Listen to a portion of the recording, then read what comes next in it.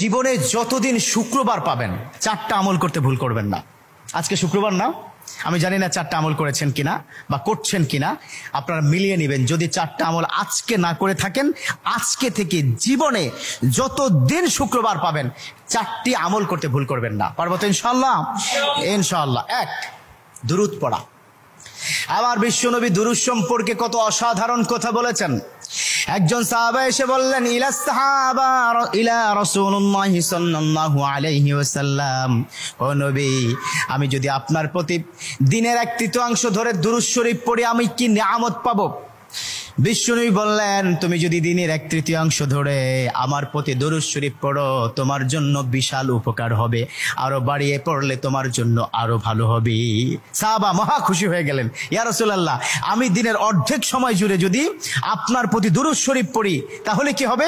বিশ্বনবী বললেন, এটা বিশাল